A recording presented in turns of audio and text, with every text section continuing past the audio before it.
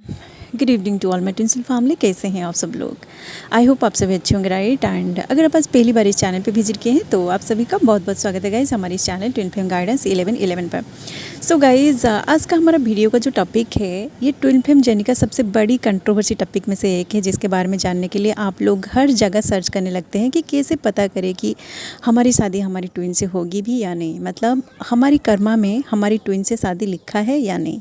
ठीक है, आप लोग आपकी बर्थ चार्ट को भी बहुत सारे एस्ट्रोलॉजर्स को दिखाते हैं, राइट। क्योंकि शादी इस 3D का वो बंधन है जिस बंधन में बनने के बाद हम सबको ऐसा लगता है कि हम हमेशा के लिए उस पर्सन के हो चुके हैं और वो पर्सन भी हमेशा के लिए हमारा हो चुका है, राइट। बिना शादी के आप अगर किसी पर्सन के साथ उसकी घर पे रहते हो या फिर आप अगर आपकी ट्विन के साथ बिना शादी के उनके घर पे रहते हो, उनके साथ हर जगह घूमने लगते हो, तो ये दुनिया आपको एक बुरी नज़र से दिखती है, राइट। तो इस 3D में आपको अगर फिजिकली आपकी ट्विन के साथ रहना है तो आप दोनों की शादी होना बहुत ज़रूरी है, ठीक है। बट प्रॉब्लम यही है कि हमें ये पता नहीं होता है कि हमारी शादी हमारी ट्विन से होगी भी या नहीं, ठीक है।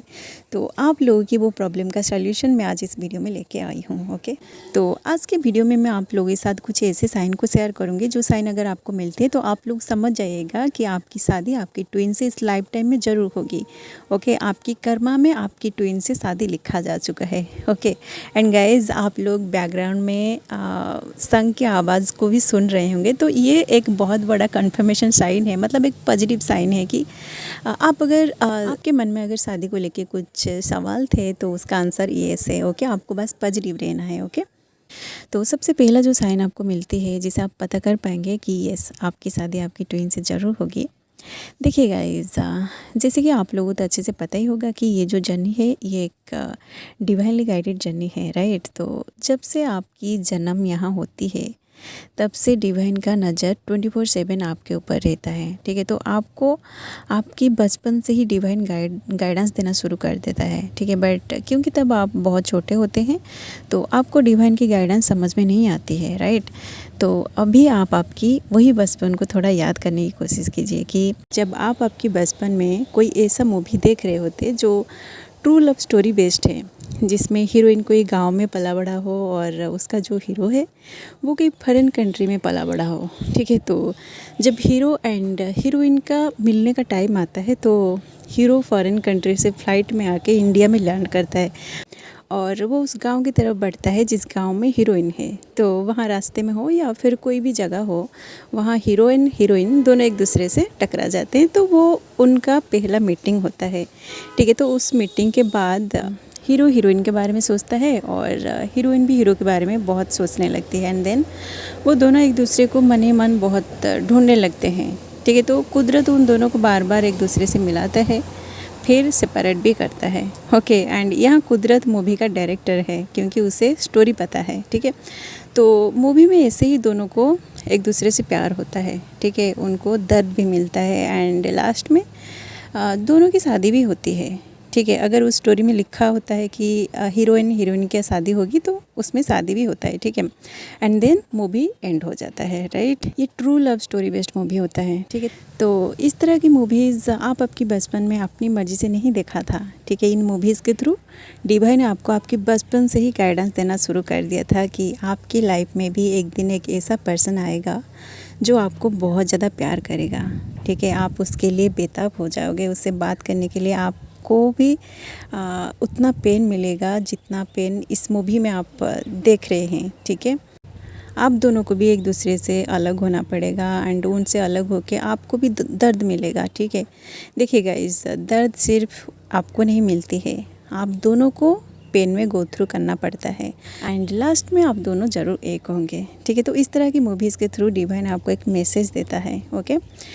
तो आपके साथ आपकी बचपन में जो कुछ भी होता है उसका कोई ना कोई कनेक्शन आपकी जर्नी से रिलेटेड है, ओके। तो जब आप आपकी बचपन से ऐसी कोई ट्रू लव स्टोरी वाली मूवी देखते हो तो आपकी सबकॉन्शियस माइंड में उसका एक कॉपी स्टोर्ड हो जाता है, ठीक है। आप भी आपके मन में ये सोचने लगते हो कि मेरी लाइफ में भी कोई एक ऐसा पर्सन आएगा जिसे मैं बहुत प्यार करूँगी। मतलब आपके दिल और दिमाग में ट्रू लव के लिए एक अलग सी जगह पहले से ही बन जाती है। ठीक है, तो आपके मन में बचपन से ही ऐसी थॉट्स आती है कि शादी करूँगी तो सिर्फ उसी से जिसे मैं सच में प्यार करने लगूँगी। ठीक है, तो आपके अंदर बचपन से ही ऐसी एटीट्यूड आ जाती है कि शादी करूँगी तो सिर्फ उसी से जिसे मैं सच्चा प्यार करूँगी, नहीं तो किसी और से कभी भी नहीं। ठीक है, तो अगर आप भी आपकी बचपन से अभी तक इस एटीट्यूड में है कि आप जिसे प्यार करेंगे उसी से ही शादी करोगे, तो ये एक 1000% कन्फर्मेशन साइन है कि आपकी कर्मा में आपकी शादी आपकी ट्विन से ही लिखा जा चुका है। ठीक है, तो आप दोनों की शादी ज़रूर होगी। ओके, अब नेक्स्ट साइन ये है कि अगर आपकी एज 25 प्लस हो चुकी है एंड आपको पता चल चुका है कि आप एक ट्विन फ्लेम जर्नी में है एंड सामने वाला पर्सन ही आपका ट्विन फ्लेम है, बट वो पर्सन अभी तक आपको कोई शादी का कमिटमेंट नहीं दिया है कि वो आपसे आगे जाके शादी करेगा एंड आपको भी ऐसा लग रहा है कि आप दोनों की शादी इस 3D में पॉसिबल नहीं है, क्योंकि आप दोनों के बीच कास्ट एंड कम्युनिटी का बहुत बड़ा इशू है।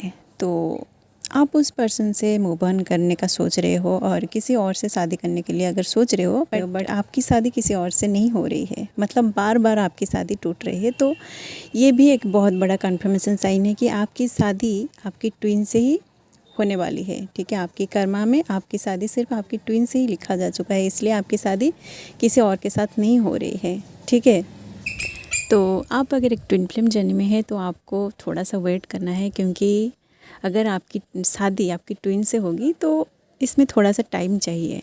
ओके, क्योंकि अगर आपको इस जर्नी के बारे में पता चल चुका है तो जब तक आपकी एसेंशन प्रोसेस कंप्लीट नहीं होगी तब तक शायद आपकी शादी नहीं हो सकती है। ओके, इसलिए आपको पूरी तरह अवेकन तक वेट करना पड़ेगा। ओके, अब नेक्स्ट साइन ये है कि देखिए गाइज, ये जो साइन है ना, ये सिर्फ उन ट्विन फ्लेम्स को मिलती है जो अपनी ट्विन से इस 3D में मिल चुके हैं। ठीक है, तो आपको आपकी ड्रीम में कुछ इस तरह की सीन दिखाई देता है, जैसे कि आपका जो ट्विन है वो दूल्हे के रूप में घोड़े के ऊपर बैठ के आपके घर आ रहे हैं या फिर आप दोनों की शादी हो रही है। ठीक है, तो इस तरह की ड्रीम आपको दिखाई देता है एंड कभी कभी आप शादी के बाद वाली सीन को भी देखते हो, जैसे कि आप दोनों के बच्चे हो गए हैं तो उनके साथ आप आपके घर आए हो घूमने, मतलब आप उनके साथ आपकी फैमिली मेम्बर्स एंड उनकी फैमिली मेम्बर्स को एक साथ देखते हो ड्रीम में। ठीक है, तो ये भी एक बहुत बड़ा कन्फर्मेशन साइन है कि आपकी शादी आपकी ट्विन से ही होने वाली है। ठीक है, आपकी कर्मा में आपकी शादी आपकी ट्विन से लिखा जा चुका है। ठीक है, जो कन्फर्मेशन साइन आपको आपकी ड्रीम के थ्रू मिलती है। ओके,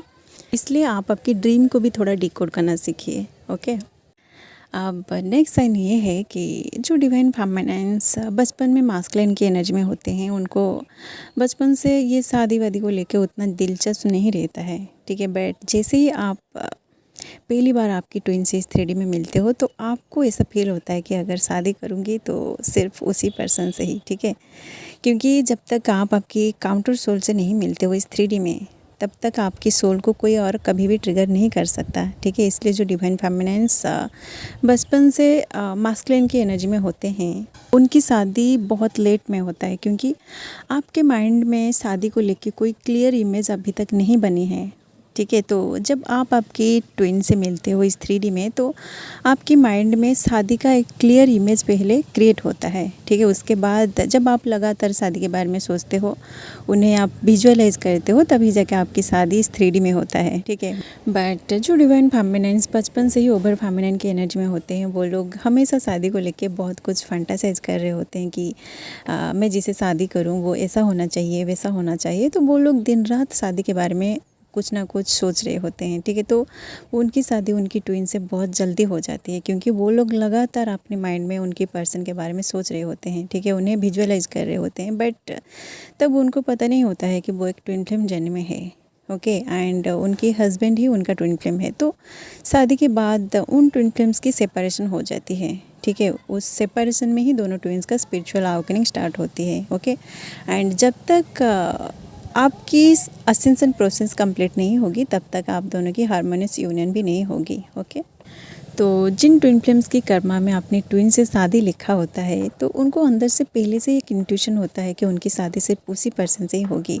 ओके, आपके घर वाले या फिर आप अगर ज़बरदस्ती किसी और से शादी कर लेते हो तो वो शादी ज़्यादा दिन तक नहीं टिकेगा। इसलिए शादी करने से पहले आप अपनी इंट्यूशन को, अपने सोल की आवाज़ को पहले सुनिए।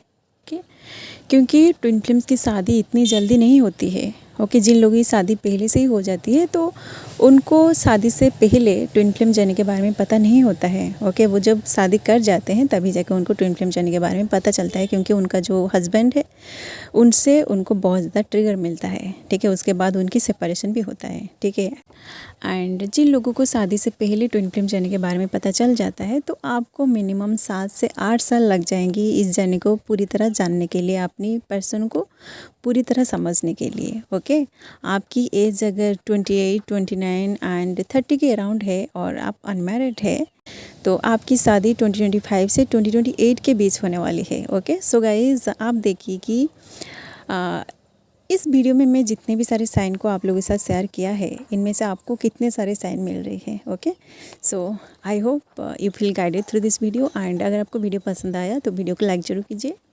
एंड ऐसे twin flames and spirituality related videos देखने के लिए चैनल को सब्सक्राइब करके वो बेल आइकन को प्रेस कर दीजिए, ताकि आगे आने वाले हर वीडियो का नोटिफिकेशन सबसे पहले आपको मिले। ओके, एंड अगर आपके मन में ट्विन फ्लेम्स को लेकर कोई भी सवाल है तो कमेंट में जरूर पूछिए, जिसका आंसर मैं मेरे नेक्स्ट वीडियो में लेकर जरूर आऊँगी। ओके, सो आज के लिए बस इतना ही, मिलते हैं नेक्स्ट वीडियो में। And thanks for watching, love you all guys, God bless you all.